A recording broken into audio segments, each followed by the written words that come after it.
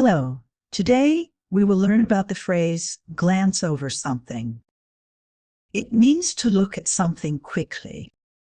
You don't read every detail. Just a quick look to get the main idea.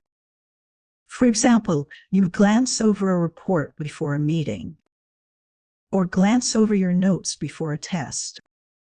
Glance over is a transitive phrasal verb. This means it needs an object after it. You say, glance over the document, not glance the document over. It is common in both formal and informal English. You can use it with reports, emails, menus, and more. It is different from look over, which means a more careful check. Also, skim through is for reading fast to understand main points. Remember, glance over is very quick and brief. Try to use it when you want to say you look quickly at something. For example, I glanced over the email this morning.